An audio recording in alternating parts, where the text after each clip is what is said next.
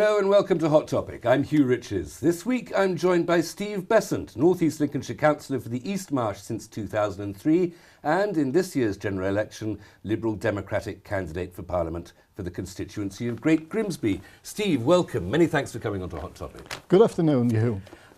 Tell me a little, you're a familiar figure around these parts, but there may be a few people who don't know you well. Just tell me a little bit about your background.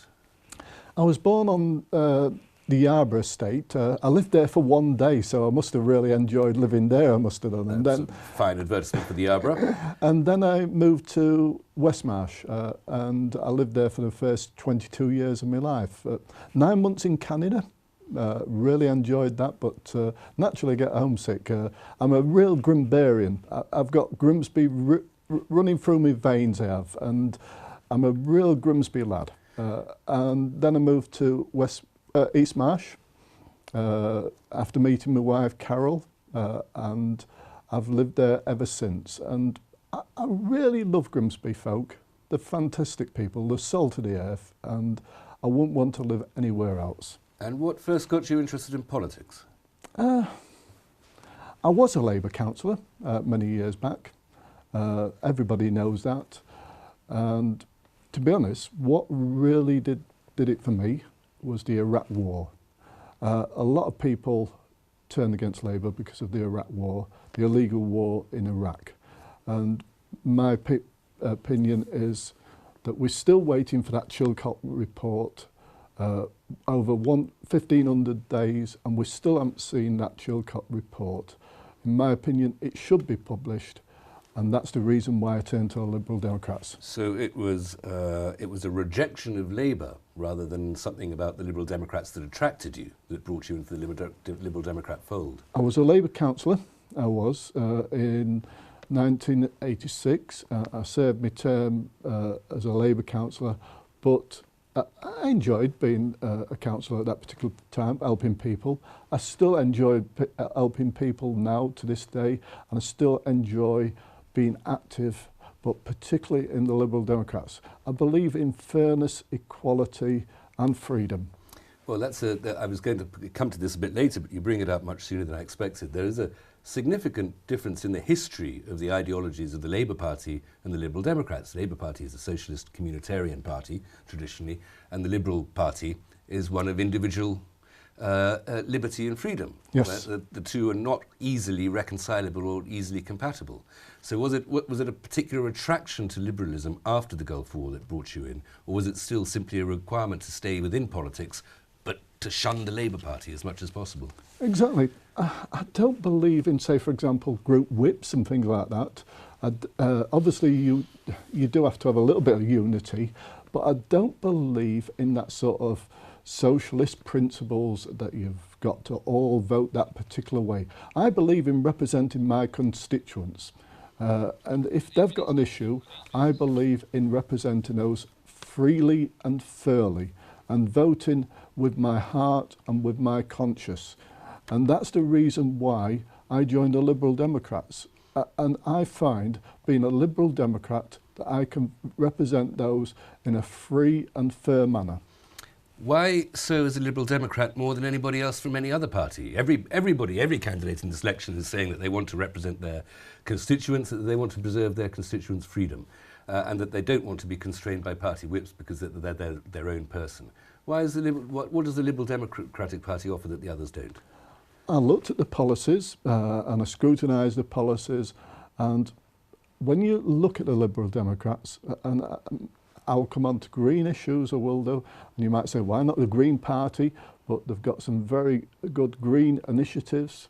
They've got some very good agenda around education, raising people's aspirations, particularly from deprived backgrounds. This is the Green Party you're talking about? No, Liberal. This is your party, yes. Right. You but worried me for a moment there. And they've got aspirations, lowering the tax threshold. It was on the front page of the manifesto about lowering the tax threshold, and now we want to go even further and raising that to £1,200 in the next election. So I believe in that fairness.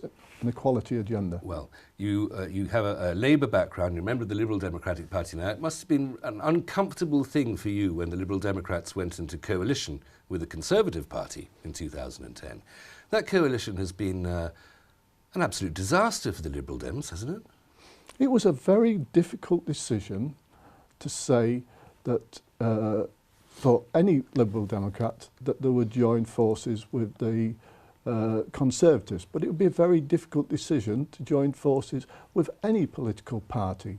But that was the will of the electorate. That was the will of the elegtorate. And well, it could just as well have been the will of the electorate if another deal had been cut and Nick Clegg had done a deal with Gordon Brown, who was leader of the Labour Party at the time. That might also have secured a majority in the House of Commons and been able to form a government, although the Conservative Party was the biggest party, although without an overall majority. But the will of the electorate could be interpreted however those meetings after the election, in smoke-filled rooms, however those meetings went. It would have had to been a very long, drawn-out affair to have got the sums to have add up in Gordon Brown's favour, because the numbers didn't add up. It still remains the case that in this coming election and in that last election, the Liberal Democrats, as the third largest party with only 56 seats, still gets to be the arbiter of power, still gets to be the judge, the Solomon-like wisdom required to choose which of the other two leaders is going to be Prime Minister. In any coalition, there's always got to be negotiations. And we have achieved a great deal in government. We've stopped the Tories from doing a great deal of nasty things in government. And we'll be judged on our record in May, we will do. And to be honest, I think we can fight on that particular record. You've mentioned the reduction in the lowest rate tax rate down to 10% for the lowest tax rate paying threshold, and you said that's a Liberal Democratic achievement. It was much supported by their Conservative colleagues in government there. They supported it, but David Cameron said quite clearly that that was unaffordable. He said that in the leaders' debate. Anybody can watch that on YouTube. There's no question about it.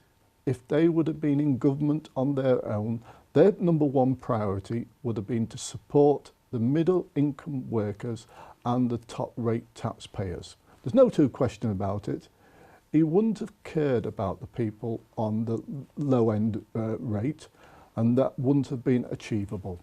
Another policy central to the Liberal Democratic Manifesto last time round, and Nick Clegg's integrity, is tuition fees, for which Nick Clegg said he was sorry. Is he still sorry, do you think? Is he still sorry that he went into the coalition at all? He's sorry that that policy was introduced, and he had the guts to say sorry. And I applaud him for that. The thing what I don't applaud him for was making that particular pledge. And any Liberal Democrat will say exactly the same. But what actually come of that policy was anybody who's paying who is earning £21,000 will not be paying back anything in tuition fees, nothing at this moment in time. Under the old Labour system, they would have been paying back some form of that tuition fee, there would have been. Up to £50,000, they would be paying back less under this present system than under the old system of government. So in effect, Vince Cable got a reasonable deal, even though the system had an increase up to £9,000. Would that, if it had been a pure Tory majority though, would your contention presumably would be that the students or graduates would be paying back much more in the fees than they are presently? Exactly. And the other thing about it at this moment in time, record numbers are going to university because of that agreement that Vince Cable was able to achieve. And record numbers are going to university from lower socio-economic backgrounds. So your contention is that the Lib Dems have achieved some sort of a greater degree of social mobility than would have been possible both either under the Tories alone or under Labour alone. Exactly. The idea of a coalition is to moderate the party what would have potentially wins the election. Well, we'll come on in a moment to talk about the nature of coalition itself and the possibility that it's always going to be inevitable. But what are the personal relations between, for instance, Tim Farron and Vince Cable, who seem to be ambitious for the leadership? Does Nick Clegg ever have to look over his shoulder at people from his own party more than he does from his Tory colleagues in coalition? I don't think Nick Clegg's got any problems at all at this moment in time. I think the people who's got to worry about any particular manoeuvring are people like Ed Miliband and David Cameron. They're all lining up within their party. The last conference was an excellent conference for the Lib Dems, excellent conference. Yes, that was surprising, wasn't it? Nick Clegg seemed to have a great deal of support in circumstances where he had incredibly low support in the opinion polls. But just very quickly, in the last 10 seconds, did that not surprise you as well? I mean, no, I was there, and it was an excellent conference. Steve, we'll have to stop there for a break for a moment. Do forgive me. Please join us after these brief advertisements.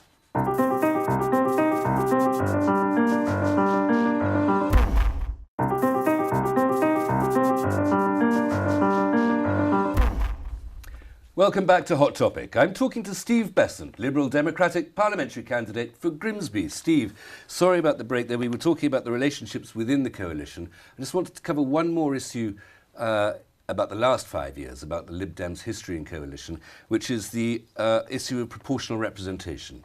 Now, part of the deal between the Conservatives and the Liberals was that the Liberals would support boundary reform in the constituencies so that every constituency has about the same number of people and every member of parliament has about the same number of people, in return for which the Tories would support a referendum on the possibility of introducing proportional representation. That referendum was had in the first year, in 2011, in the first year of the government. The people rejected proportional representation, and the Liberals have still yet to support, having had that referendum, yet to support boundary change. Are you not going back on your deal? No. I find it very bizarre that the Tories went back on their deal. Also find it very bizarre... How did the Tories go back on their deal? They allowed the referendum. Yeah, but a lot of the Tories campaigned against it. But the deal wasn't to support PR. The deal was to support a referendum for PR. Forgive me, I have the words of the coalition agreement. The parties will bring forward a referendum bill on electoral reform which includes provision for the introduction of the alternative vote in the event of a positive result in the referendum. Not that we'll support a positive result in the referendum, as well as for the creation of fewer and more equal-sized constituencies. So the two went together, not support for PR, but support for a referendum over PR and boundary reform. And I also find it very strange that Labour Party campaigned against the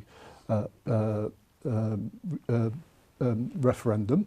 Yes. Because it was in their manifesto for PR. And when a Labour candidate's in that chair, I'll ask him about that, but I'm asking about the Liberal attitude to changing constituency boundaries so that we can have a more accurate democracy and that each constituency contains about the same number of people. Well, I think the two intrinsically go together. And we've got to get PR in to get a more proportional representation across the UK. My point is that Nick Clegg promised to support boundary change, which is to have similar sized constituencies, which is a requirement of democracy that goes back to the Chartists in the early 19th century. Nick Clegg agreed to support that if the Tories supported not having proportional representation, but having a referendum on proportional representation. The Tories fessed up on that deal. They did their bit. Clegg seems to have betrayed it. But what the Tories backed down on was the reform of the House of Lords, if you remember rightly. That wasn't in the deal. That's not a term in this part of the coalition agreement. But it was within the coalition agreement, and they backed down on that. So that was the reason why Nick Clegg withdrew that part of the agreement. And that was one of the big parts of our own personal agenda. And we've always been in favour of reform of the House of Lords. Well, lots of people are in reform of the House of Lords, but they wouldn't withdraw support for another policy that supports democracy as a quid pro quo for reform of the House of Lords. That's how coalition works. And coalition can be good at moderating a particular party. And in this case, moderating a policy that would improve the accuracy of democracy. You may say that, but reforming the House of Lords would be good for democracy as well. Move on to something a little more immediately current in this coming campaign, which is economic policy. The Liberal Democrats have been in coalition with what the Tories consistently call our long-term economic plan, and have consistently joined in the rhetoric of saying that this is the economic mess we inherited from the Labour Party. How difficult would that make it for the Lib Dems after this election to go into coalition with Labour, after having blamed them for the economic mess and having supported the Tory long-term plan? It could be very difficult, but what Nick has always said, he said that at the last election, whichever party has the biggest number of seats, and that was the Tories at the last election, he would look to them, first of all, to form a government. And if we was part of that equation, we would look to that particular party. I don't know, the biggest party could be the Greens. Could be the Greens. I think it's highly unlikely at present opinion polls at this moment in time. And to be honest, at this moment in time, I don't believe the opinion polls because they're all over the place. So we'll have to find out in May which is the biggest party. There's trying to distinguish between the various parties' politics, various parties' philosophies, never mind specific policies. It can sometimes be difficult to tell the difference. For instance, the Labour Party and the Liberal Party both agree that their economic policy would be to try to pay off the deficit on the balance, as it were, but not the whole of the debt, as it were, to create a long-term surplus. The Conservatives distinguish themselves from that position because they want to be much harsher, much less borrowing, much lower taxation, much less spending, and in doing so pay off not only the deficit, but the debt. That would require vast amounts of money, and the Liberal and the Labour plan would require the savings, that is, for the government, of a great deal less money. About the same, though, the Liberal and the Labour plan seem to look a lot more like each other than the Liberal plan looks like the plan of its coalition partners, the Conservatives. What's the difference in the economics between the Liberal position and the Labour position? There's a lot of differences between the two political parties. Well, specifically on the economic policies I'm asking about, on the deficit and the debt. We've got to look at each, and it's on policies, it is, as such. We would put several billion straight into the NHS. Labour hasn't committed to that yet. And I think that is key is at this moment in time. We would say we want to increase the tax threshold straight away. Labour haven't committed to that. Labour obviously want to make sure that there's protect welfare reform, but on the other hand, they want to increase welfare reform on young people. Liberal Democrats don't want to do that. So there's a lot of differences, and they would have to be ironed out if we went into coalition with each other as such. But I agree, on the actual final sort of how much quickly we pay back the debt, etc., there's not a great deal of difference. Just go into that possibility of coalition. I think it's a sort of one of the few things that everybody agrees about is that there is likely to be a coalition government after the election because no party will have an overall majority. There are a couple of ironies in this for the Liberal Democrats. Firstly, the Liberal Democratic Party, which supports PR, a system of voting which would mean that there would be almost permanent coalitions, and yet in this multi-party system we now have, even despite first-past-the-post voting, it seems to be harming the Liberal Democrats. It seems to be doing the Liberal Democrats no favours at all to have a multi-party system rather than a two-party system. I think we're in a different world, totally different world, and I think with the rise of the number of parties, I think we're in a permanent coalition state. I think we are. I think we could be in for a national coalition with the looks at the opinion polls. Involving which parties? I mean, more than 2 or 3 parties. It could be 3 or 4 parties. It could be a Scottish National Party.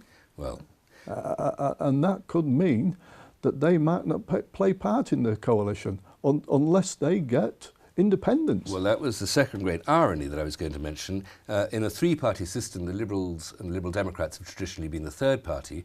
You've got 56 seats now. Some polls are suggesting you might lose 2/3 of them. There are other polls suggesting that the Scots Nats might take 30 or 35 seats from Labour. It could be in the new House of Commons that the Scots Nats, the Scottish Nationalist Party, is the third party, and that the Liberals might be smaller than them.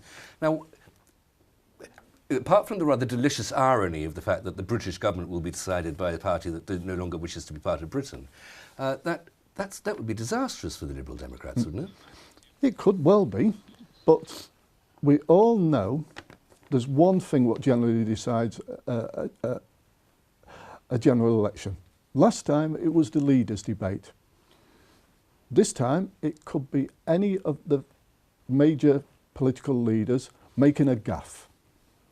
A gaffe made last time was Gordon Brown. That bigoted woman. That bigoted woman. Any of the leaders could make a gaffe, whether it's Nigel Farage, Nick Clegg, Cameron or Miliband or SNP leader, Welsh Nationalist leader, you name it, any one of the leaders could make a gaffe, and that could affect the outcome, and it could turn it into a national coalition or a one-party rule. And I think it's all to play for. We don't know the equation, we don't. We've still got 100 days or so to play for, and anything can happen in that time. Occasionally I like reading books with rather pompous titles like Whither Liberalism? And what is liberalism? What is the future of liberalism? What does it mean? In your party's conference in October last year, the membership passed a resolution saying that we regret that winning has become the primary concern in football. What sort of party is it that passes a resolution that regrets that winning has become the primary concern in a sport? We're, as members, we're always different to leaders. Leaders always have a different ambition as such. Foot soldiers always like to do things differently, and they like to be free. And there likes a certain eccentricity in the Liberal Party. And we love it, we do. Steve, and so do we all. Thank you very, Steve, thank you so much for coming on to Hot Topic. Thank you very much. That's all we have time for this time, I'm sorry. Next week we'll have another Hot Topic for you. Hope you'll join me then, but until then, goodbye.